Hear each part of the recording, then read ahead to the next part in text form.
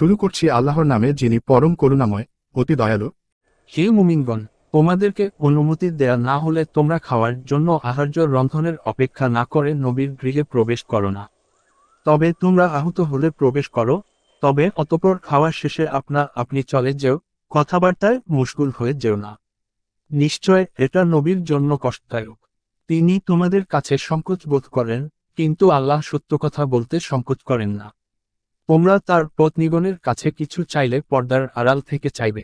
এটা তোমাদের অন্তরের জন্য এবং তাদের অন্তরের জন্য অধিকতর পবিত্রতার কারণ। আল্লাহর রাসূলকে কষ্ট দেয়া এবং তার ওফাতের পর তার পত্নীগণকে বিবাহ করা তোমাদের জন্য বৈধ নয়। আল্লাহর কাছে এটা গুরুতর অপরাধ। তোমরা খোলাখুলি কিছু বলো অথবা গোপন রাখো, আল্লাহ সর্ববিষয়ে সর্বজ্ঞ। নবী পত্নীগণের জন্য তাদের পিতাপুত্র, ভ্রাতা, ভ্রাতুষ্পুত্র, ভগ্নীপুত্র, সহধর্মিণী নারী এবং অধিকারভুক্ত দাসদাসীগণের সামনে যাওয়ার ব্যাপারে গুনাহ নেই। নবী পত্নীগণ, তোমরা আল্লাহকে ভয় করো। নিশ্চয় আল্লাহ সর্ববিষয়ে প্রত্যক্ষ করেন। আল্লাহ ও তার ফেরেশতাগণ নবীর প্রতি রহমত প্রেরণ করেন। হে মুমিনগণ, তোমরা নবীর জন্য রহমতের তরে দোয়া করো এবং তার প্রতি সালাম প্রেরণ করো। যারা আল্লাহ ও তার রসূলকে কষ্ট দেয়, আল্লাহ তাদের প্রতি ইহকালে ও পরকালে অভিসম্পাত করেন এবং তাদের জন্য প্রস্তুত রেখেছেন অবমাননাকর শাস্তি। যারা বিনা অপরাধে মুমিন পুরুষ ও মুমিন নারীদেরকে কষ্ট দেয়, তারা মিথ্যা অপবাদ ও প্রকাশ্য পাপের বোঝা বহন করে। হে নবী, আপনি আপনার পত্নীগণকে ও কন্যাগণকে এবং মুমিনদের স্ত্রীগণকে বলুন, তারা যেন তাদের চাদরের কিয়দংশ নিজেদের উপর টেনে নেয়। এতে তাদেরকে চেনা সহজ হবে, ফলে তাদেরকে উত্ত্যক্ত করা হবে না।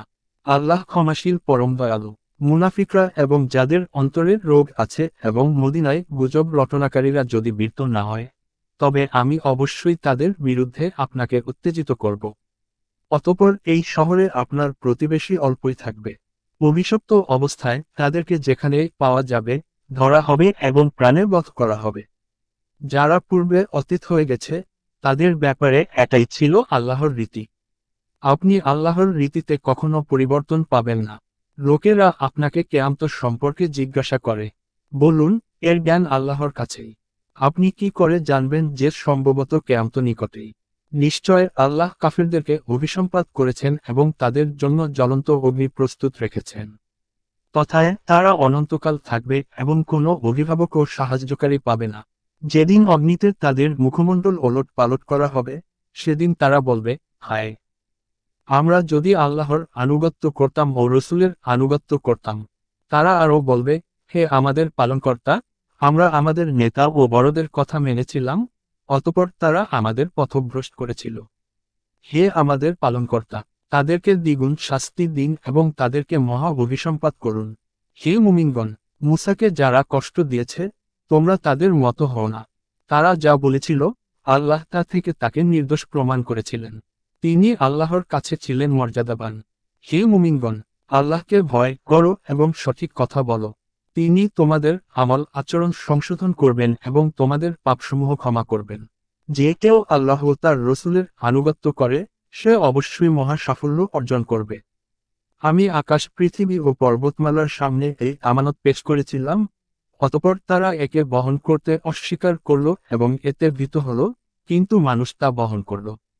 নিশ্চয় সে জালেম অজ্ঞ। যাতে আল্লাহ মুনাফিক পুরুষ, মুনাফিক নারী, মুশরিক পুরুষ, মুশরিক নারীদেরকে শাস্তি দেন এবং মুমিন পুরুষ ও মুমিন নারীদেরকে ক্ষমা করেন।